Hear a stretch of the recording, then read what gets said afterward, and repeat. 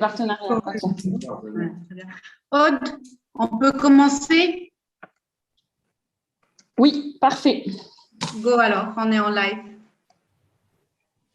Rebonjour, chères étudiantes, chers étudiants. Merci à tous d'assister à cet atelier donc, consacré au logement étudiant et notamment aux étudiants internationaux ce soir, donc entre 17h et 18h. Nous avons la chance d'avoir deux personnes pour nous parler donc, de cette thématique cruciale et très importante, on le sait. Donc, Monsieur Alexandre Omi, sous-directeur à l'hébergement et au patrimoine au CNUS, donc le Centre national des œuvres universitaires et scolaires, et Madame Catherine Corot, donc responsable des partenariats, notamment avec les établissements et les universités pour les résidences étudiantes 20 Campus. Donc l'idée de cet atelier sont de présenter les résidences publiques du CRUS notamment et les résidences privées étudiantes à travers l'exemple de Sergic 20 Campus. Donc je vais tout de suite donner la parole à Monsieur Omi pour parler donc du CNUS et des résidences CRUS. Bonjour, merci pour l'occasion de prêcher la bonne parole auprès de vos étudiants et futurs étudiants peut-être sur le territoire français. Le parc des Crous aujourd'hui, c'est un parc de 174 000 logements qui sont répartis un petit peu partout en France métropolitaine et puis dans les départements et régions ultramarines, qui est un parc qui traditionnellement était essentiellement réservé aux boursiers, notamment les plus forts échelons, ce qui veut dire que dans les métropoles les plus attractives, ce sont essentiellement les boursiers aux plus forts échelons qui sont les servis en premier. Mais bien entendu, ce parc a vocation à être un parc ouvert à tous les étudiants, quelle que soit leur origine, leur nationalité et puis leur revenu. Et bien entendu, les demandes peuvent se faire au fil de l'eau, même s'il y a des périodes dédiées. Ces périodes dédiées, c'est bien entendu la période qui précède les résultats du baccalauréat traditionnellement, puisque l'essentiel des demandes est transmis au CRUS entre le mois de janvier et la fin du mois de mai, c'est la période sanctuarisée. Cette période sanctuarisée sert d'une part à faire en sorte de traiter les dossiers des étudiants boursiers qui font leurs demandes à peu près à la même époque, de façon à ce que ceux-ci soient traités en priorité à la première phase d'admission au logement qu'on appelle, dans le jargon qui est le nôtre, le tour national, qui est une sorte d'étape et de temps réservé qui permet de traiter en priorité les dossiers, les demandes de logement des étudiants boursiers. Passé cette période qui correspond grosso modo à la fin du mois de juin et la première quinzaine du mois de juillet, on commence à traiter les demandes des autres étudiants qui peuvent relever à la fois de conventions, comme c'est le cas par exemple avec Campus France, mais aussi avec d'autres établissements d'enseignement supérieur. Et puis, on traite ensuite le cas des autres étudiants qui ne rentrent pas dans ces deux premières catégories, dans un processus qu'on appelle la phase complémentaire, qui consiste à dire, après avoir traité les publics prioritaires et puis les publics sous convention, on traite les autres demandes qui ont été enregistrées dans les temps pour voir dans quelle mesure il est possible de les caser dans les places qui restent dans le parc. Et une fois que cette troisième période est finie, il y en a une quatrième qui s'ouvre, qu'on appelle le fil de l'eau, qui consiste à dire, une fois qu'on a traité tous les publics prioritaires, peut-être qu'il reste des places, et s'il reste des places, on les attribue aux étudiants qui ont fait des demandes, soit dans les délais, soit après les délais, en fonction des places disponibles. Donc le premier point de vigilance, si vous voulez, c'est surtout de tâcher de s'inscrire dans le calendrier réglementaire et obligatoire, qui consiste à faire sa demande entre le mois de janvier et le mois de mai, parce que c'est ce qui sécurise le plus les futurs demandeurs et qui permet de mettre toutes les chances de son côté pour avoir des places à la rentrée qui suit. Alors, lorsqu'on est étudiant international, il y a un premier élément qu'il faut avoir bien en tête, c'est qu'une inscription dans un établissement d'enseignement supérieur français n'emporte pas automatiquement l'attribution d'un logement à proximité de l'établissement en question. Il n'y a absolument rien d'automatique, sauf dans certains cas bien précis, et dans ces cas-là, votre établissement d'inscription vous le stipule, mais si ce n'est pas le cas, il faut toujours considérer que votre inscription doit être doublée de diligence de votre part pour trouver un logement à proximité de votre lieu d'études ou à proximité de votre lieu de stage ou d'emploi lorsque vous êtes dans une situation où vous cumulez à la fois les études, l'emploi ou le stage. Alors, et là aussi, faire bien attention au fait que les CRUS ont pris cette habitude de loger et de répondre aux demandes de logement dans une logique de proximité géographique avec les lieux d'études.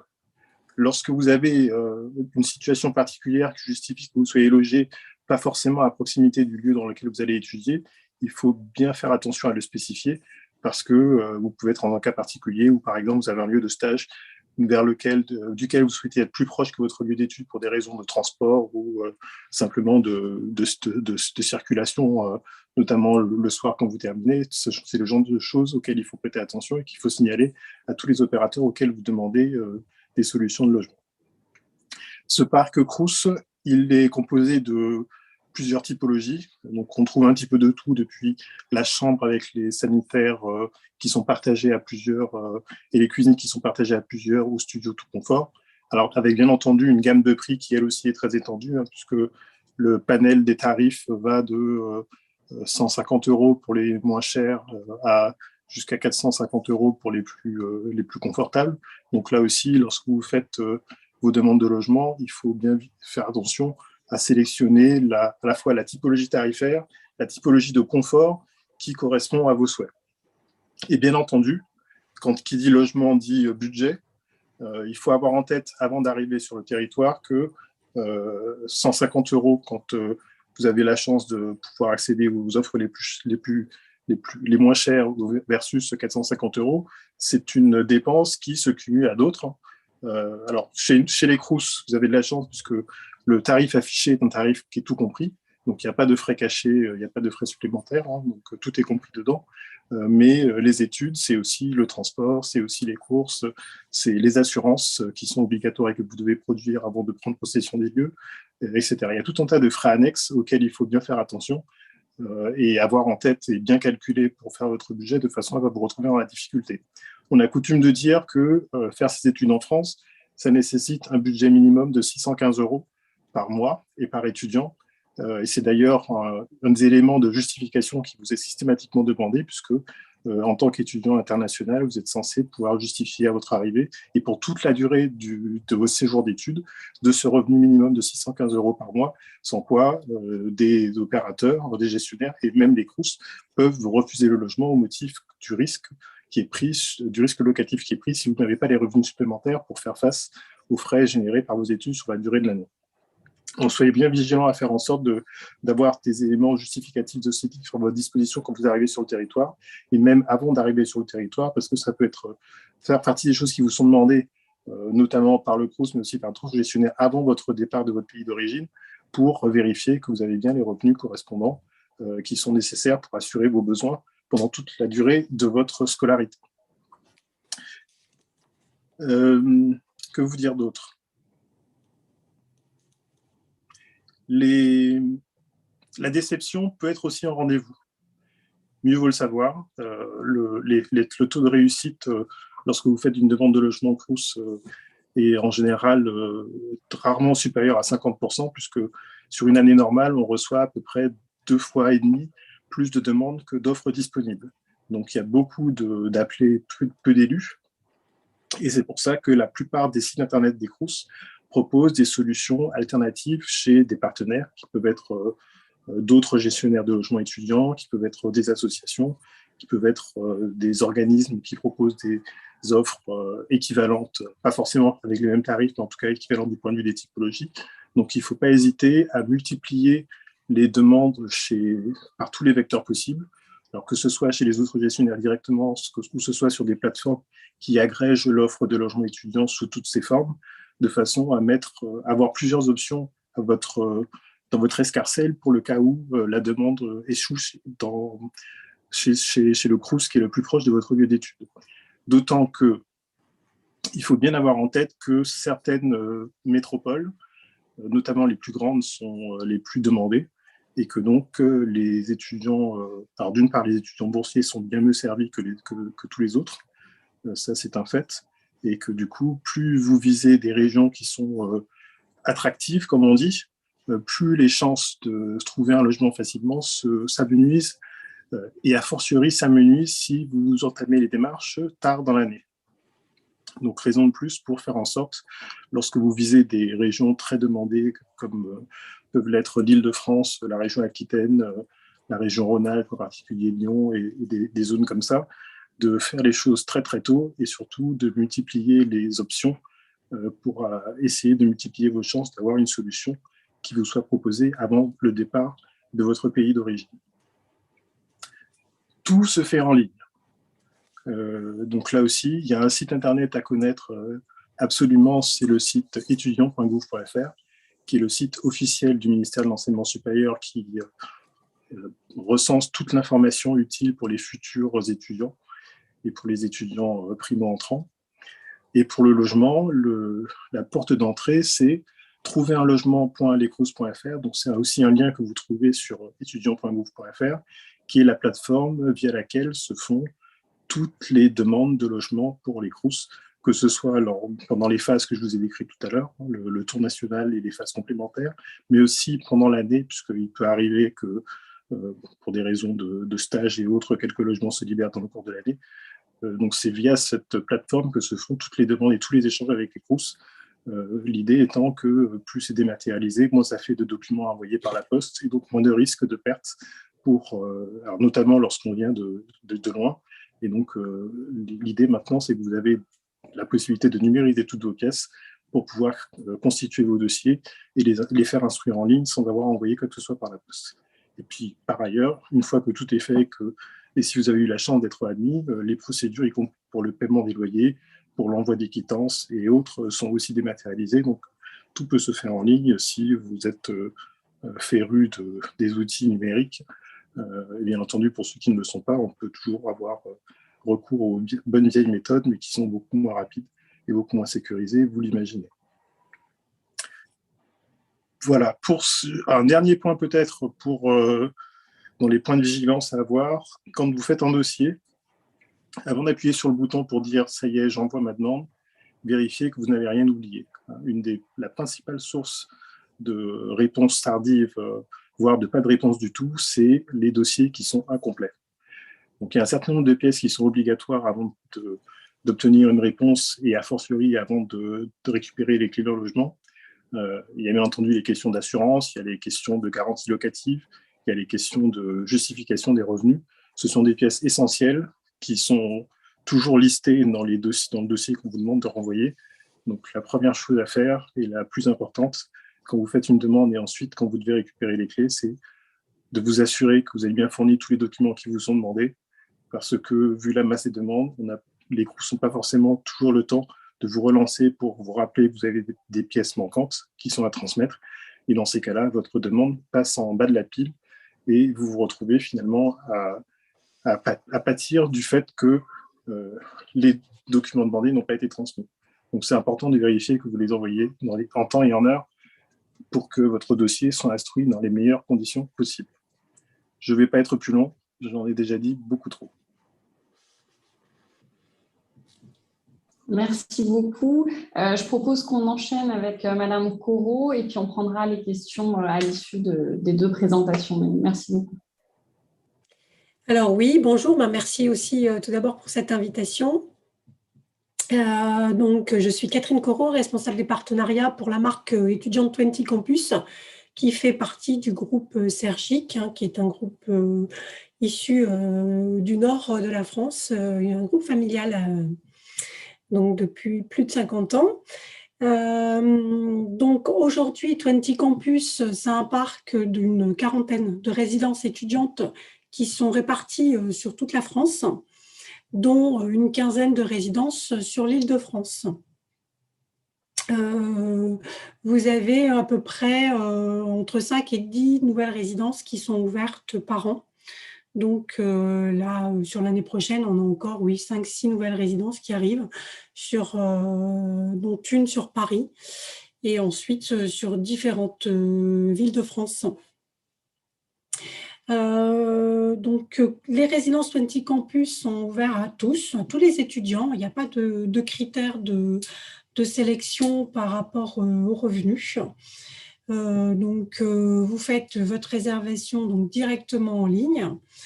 Tout est en full web, donc de la réservation au dépôt du dossier, à la signature du contrat, le paiement en ligne et la signature du bail en ligne jusqu'au rendez-vous de l'état des lieux qui se prend également en ligne. Vous avez aussi donc Donc, de toute façon, vous découvrirez le nouveau site. Il est sorti juste hier. Donc, vous verrez, il est très, très facilitant. Et donc, comme aujourd'hui, on parle pour les étudiants internationaux, il faut savoir que 20 Campus est aujourd'hui le seul acteur sur la résidence étudiante à prendre les locataires internationaux sans garant. Donc, c'est très facilitant pour accéder à un logement. Donc, pour un étudiant international, au niveau du dossier, il a besoin de sa carte d'identité et de son certificat d'inscription à l'école pour la rentrée pour pouvoir postuler pour un logement chez 20 Campus. Au niveau, donc, je vais rejoindre après ce que disait Alexandre sur beaucoup de choses qui sont semblables par rapport aux dates de réservation. On a bien sûr la grande rentrée qui est très, très, très importante. Donc, chez nous, par contre, c'est premier arrivé, premier servi. Donc, aujourd'hui, une réservation ne vous engage pas. Donc, on a dès janvier, on commence à recevoir des dossiers de réservation pour la rentrée de septembre. Donc, ces réservations sont inscrites en liste d'attente et sont recontactées à partir du mois de mai pour savoir si l'étudiant est toujours en recherche, s'il veut toujours être sur cette liste. Et ensuite, effectivement, il a une proposition de logement, toujours via le web. Et une fois qu'il accepte cette proposition, tout s'enchaîne sur l'envoi du contrat de location. Donc, pareil, les grandes villes, ils sont très attractifs. C'est là où il y a le plus de demandes. Région parisienne, Lyon. On a beaucoup aussi des résidences comme Nice aussi, où c'est vite complet. Reims, pareil. Donc, voilà, j'invite vraiment les étudiants à faire leur réservation le plus tôt possible pour s'assurer une place effectivement au sein des résidences.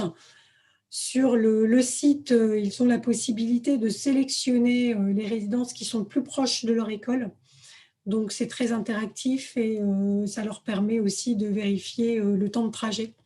Donc, ça, c'est très, très important, notamment en région parisienne où parfois on peut faire 1 heure de trajet en transport pour accéder soit à l'école ou soit à son logement ensuite.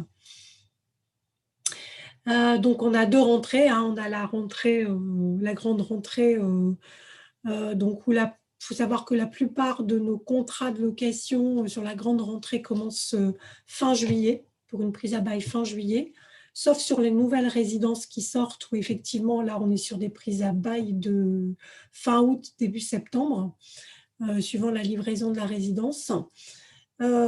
Sur des régions plus tendues, il y a une prise à bail, je dirais, dès que le logement se libère. Vous avez des régions parisiennes où vous avez un logement qui se libère en mai, il va se reprendre dès le mois de mai. Si ça se libère en juin, pareil, c'est repris en juin. Donc, c'est dès que c'est disponible. Donc, par contre, sur des hors région parisienne, je dirais en général, on est sur des prises à bail à fin juillet. Lorsque vous rentrez au niveau du budget chez nous, donc effectivement, il faut savoir que vous allez devoir verser un dépôt de garantie qui équivaut à 1 mois de loyer, les frais de dossier qui sont calculés, donc c'est le prix du mètre carré, c'est un référencement au prix du mètre carré. Donc ça, il n'y a pas de… vous le savez lorsque vous avez la proposition de logement. Et vous allez avoir à payer le premier mois de loyer plus le prorata. Donc, c'est-à-dire que, par exemple, vous rentrez le 31 juillet ou le 28 juillet, vous allez devoir payer du 28 juillet au 31 août. Et après, on repart sur un mois complet à partir de septembre. Alors, ce qui est important aussi à savoir, c'est qu'aujourd'hui, 20 Campus propose dans ses résidences des services qui sont inclus dans votre loyer. C'est-à-dire que dans chacune de nos résidences, vous avez un petit déjeuner qui est servi aux étudiants tous les matins, donc du lundi au vendredi, dans les cafétérias qui sont prévues pour… Et donc, on a pu reprendre d'ailleurs en présentiel, ce ne sont plus des petits déjeuners emportés. Donc, C'est très, très important pour les étudiants internationaux qui arrivent souvent, qui ne connaissent personne. Donc, c'est un lieu d'échange. C'est un lieu le matin entre 7h et 9h30 où on peut partager, échanger un petit déjeuner, etc. Donc, ça, c'est important. Donc, c'est inclus dans le loyer. Vous avez également l'Internet qui est inclus dans le loyer. Le ménage de l'appartement également, 2 fois par mois. Donc, vous inscrivez sur un planning et vous avez la personne qui vient faire le ménage de votre appartement. Sur certaines des résidences, c'est une grande majorité d'ailleurs, où on a les espaces communs suffisants. Vous avez également des espaces de coworking, des salles de fitness également, où c'est inclus dans le loyer. On a des résidences aussi, vous avez des espaces extérieurs avec des terrasses et des espaces qui permettent aussi d'animer tout au long de l'année, maintenant qu'on sort un peu de cette période Covid, de faire des animations avec les étudiants avec différents thèmes. C'est important aussi. Je pense avoir fait le tour. En tout cas, s'il y a des questions, peut-être qu'on reviendra sur d'autres sujets. Mais voilà, je pense avoir donné les grands thèmes de 20 Campus. Merci beaucoup. Merci pour ces présentations. Effectivement, il y a un certain nombre de questions. Alors, il y a plusieurs questions qui tournent autour de la période. Alexandre, vous avez parlé de janvier à mai et plusieurs étudiants se posent la question comme la validation des choix à la fin de la procédure études en France se font courant mai. Est-ce qu'on est desservi, est-ce que les étudiants internationaux sont desservis s'ils attendent d'avoir la validation de leur inscription, ou est-ce qu'il vaut mieux qu'ils, entre guillemets, postulent à des logements sans encore avoir la certitude de leur inscription? Alors, la question se pose dans les mêmes termes pour les étudiants français, puisque notamment les primo-entrants attendent les résultats du bac qui, en général, n'arrivent que fin juin. Ce qui veut dire qu'on leur demande à eux aussi de faire leur demande avant même de savoir où est-ce qu'ils vont atterrir. Donc, il n'y a pas de discrimination, entre guillemets, pour qui que ce soit. L'idée, c'est qu'il faut que la demande soit enregistrée le plus tôt possible. Et si après, il y a des ajustements de dernière minute à faire en termes de lieu, ce n'est pas gênant, puisque lorsque la demande est formulée, vous avez la possibilité de faire plusieurs vœux. Et cette possibilité de faire plusieurs vœux est liée justement au fait qu'on sait parfaitement que les étudiants ne seront pas forcément certains dès le mois de janvier de l'académie, de la ville, de la région dans laquelle ils vont atterrir une fois les résultats de leurs examens ou du baccalauréat connus. Donc c'est tout à fait normal et c'est pour ça que plusieurs vœux sont possibles. Et du coup, au niveau du traitement, le fait de s'inscrire dès janvier donne plus de chances que si on s'inscrit en avril ou en mai, ou est-ce que vous attendez la clôture de la première phase du tour national, comme vous l'avez appelé, pour traiter l'ensemble des demandes reçues entre janvier et début mai? Alors en général, on n'attend pas forcément la fin de la première phase, mais disons que si les dossiers sont arrivés, ça veut dire que lorsque le traitement des dossiers post-première phase commence, alors il peut commencer un petit peu avant la fin de la première phase en tant que tel, mais c'est sûr que les dossiers qui sont déjà prêts, qui sont complets, sont traités plus rapidement et sont du coup traités parmi les premiers. Donc ça peut être un avantage, effectivement, même si ça ne fait pas partie des seuls critères qui sont regardés. D'accord. Et donc, complet, Madame Corot, vous avez parlé de l'inscription dans une université pour demander à être éligible à un logement à 20 Campus. Est-ce qu'au Crous, il faut également une attestation prouvant qu'on est inscrit dans un établissement du supérieur ou... Ah oui, c'est de toute façon, la demande est la même pour tous les gestionnaires. Il faut on fait du logement pour étudiants, donc il faut que vous arriviez à démontrer que vous êtes étudiant, sans quoi la demande devient caduque d'elle-même. Très bien. Merci. Il y a une question, on a répondu, mais les étudiants étrangers ont-ils accès au logement étudiant? Donc, vous avez tous les deux répondu que oui, tout à fait. Donc, pour un logement en 2022, à quel moment faut-il faire sa demande? Donc, on a répondu. La question, peut-être, ça prend combien de temps de traiter une demande? Je pense qu'il y aura des délais un peu différents, que ce soit à 20 Campus ou au Crous, mais du coup, je vous pose la question à tous les deux. Les délais de traitement, à peu près? Alors, pour notre part, aujourd'hui, quand vous faites une demande en janvier, de toute façon, on vous répondra. Effectivement, votre demande va être enregistrée, mais vous n'aurez pas de retour avant mai-juin, puisque c'est la période où on reçoit les préavis des étudiants donc, qui quittent leur logement, et c'est la période où on saura exactement le nombre de logements qu'on aura à remettre en question.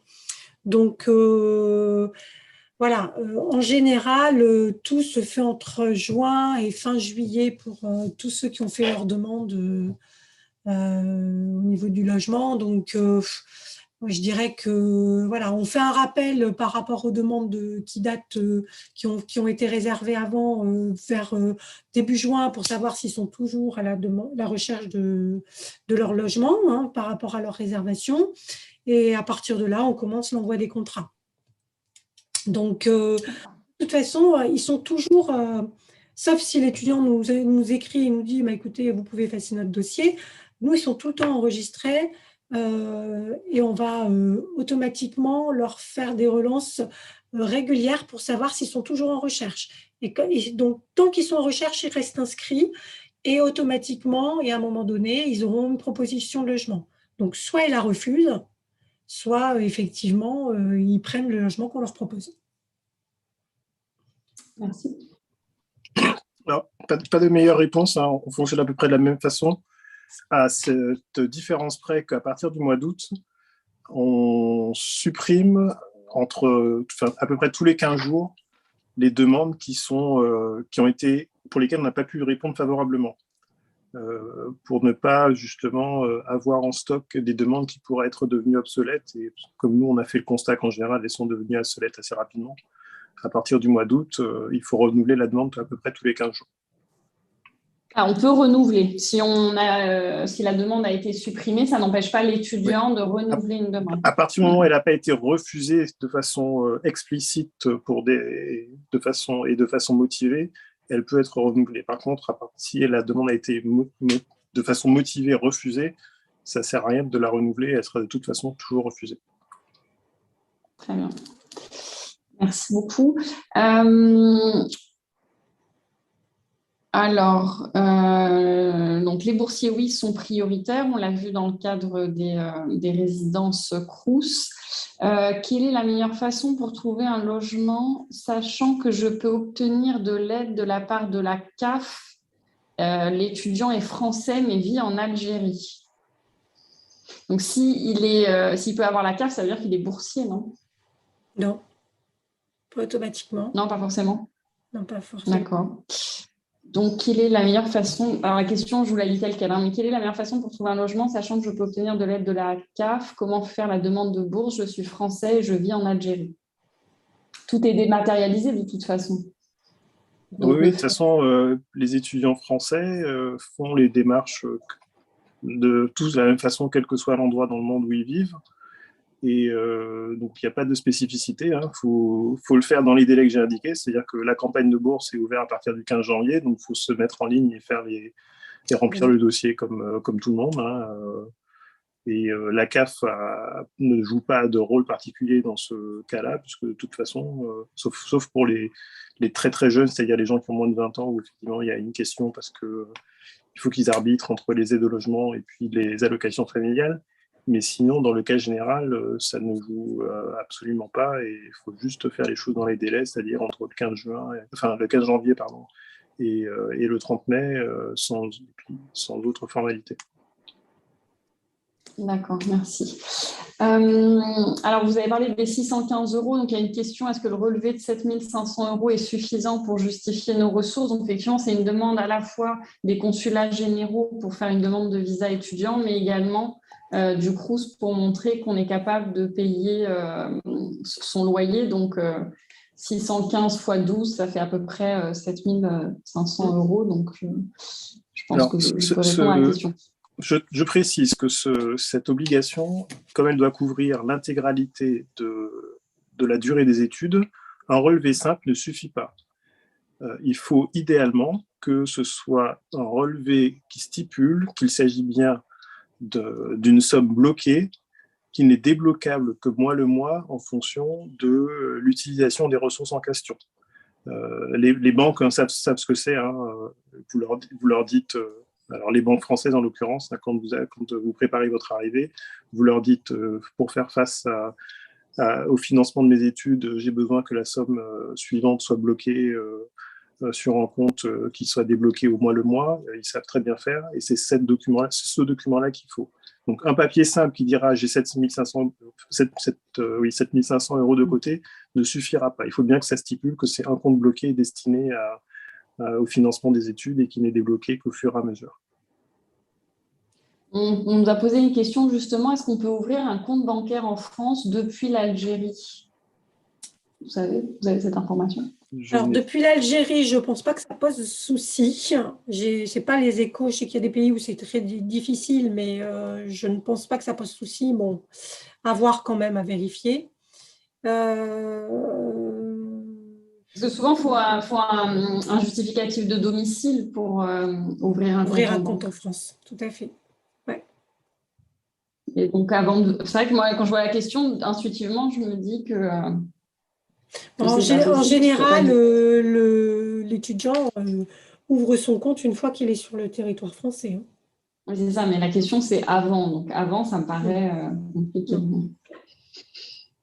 Peut-on réserver sur l'un de vos campus, 20 campus, dès l'obtention d'une acceptation d'une université? Vous y avez répondu, la question est oui.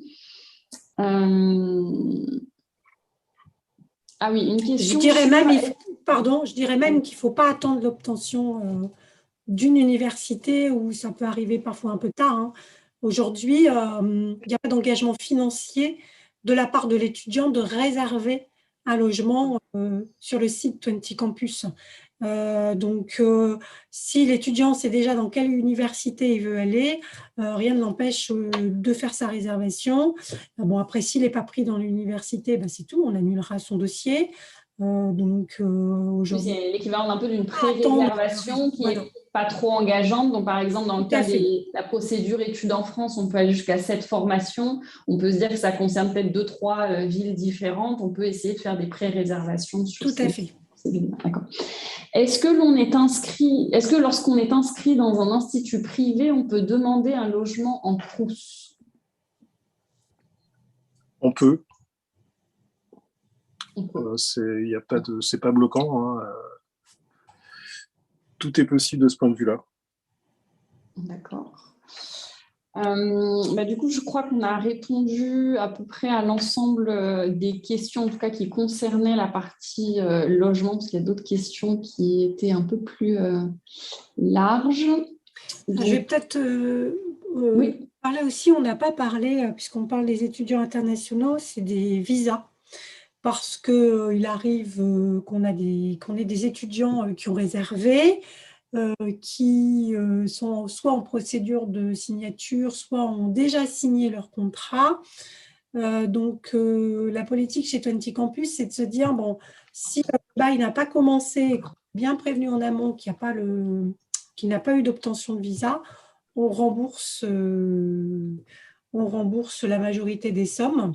Donc, suivant la date, hein, si on est à un mois avant, effectivement, on va rembourser la totalité. Si on a quelques jours de la date d'effet du bail, on va garder les frais de dossier. Par contre, si le bail a commencé, effectivement, l'étudiant sera redevable le prorata du loyer qu'il aura consommé, même s'il n'était pas présent dans le logement. Ça, c'est important de le savoir. On a 2 nouvelles questions qui sont arrivées. Quelle est la différence entre le Crous et le Clous, comme dans le cas de la ville de Mulhouse? Est-ce que, Alexandre, ça vous parle, le Clous? Alors, le Crous, c'est la maison mère régionale. Et il arrive, dans certains cas, comme c'est le cas à Mulhouse, que pour des questions d'éloignement géographique, il y a une sorte de reproduction à petite échelle du Crous dans une localité un peu éloignée. C'est pour ça qu'il y a un Clous à Mulhouse, c'est pour ça qu'il y a un Clous à Metz, par exemple, par rapport à Nancy, ou qu'il y a un Clous, je ne sais plus trop où en Bretagne par rapport à Rennes, c'est pour des questions de distance géographique. Mais la maison mère, c'est bien le Crous qui a compétence de façon régionale. Mais du coup, les CLOUS ont quoi comme mission par rapport aux CROUS de la région? Exactement la même que le CROUS Ouais. régional dont ils dépendent. C'est juste une représentation locale pour des questions d'éloignement géographique. D'accord. Et une question pour 20 Campus, pour Catherine, du coup. Vous n'avez pas parlé des budgets. Il se posait la question des budgets moyens pour un loyer en résidence 20 Campus. Alors, c'est assez variable en suivant les régions, hein. Je dirais que ça démarre à 490 € et ça peut aller jusqu'à, on est à oui, 770 € sur la région parisienne. Donc, après, vous avez les régions parisiennes où on tourne à 600 €. Ça dépend où. Donc, tout est indiqué sur le site, hein, 20-campus.com. Et vous pouvez sélectionner donc la région, la ville où vous souhaitez aller. Sur une ville, par exemple, en région parisienne, comme Villejuif, on peut avoir 3 résidences. Et donc là, pareil, vous allez avoir le loyer, suivant la typologie du logement. Vous allez avoir aussi l'indication, parce que vous avez des résidences où on a ce qu'on appelle, nous, all-in, c'est-à-dire que vous avez l'eau chaude, l'eau froide, le chauffage, l'électricité qui est inclus. Et vous avez d'autres résidences où il faut rajouter l'électricité.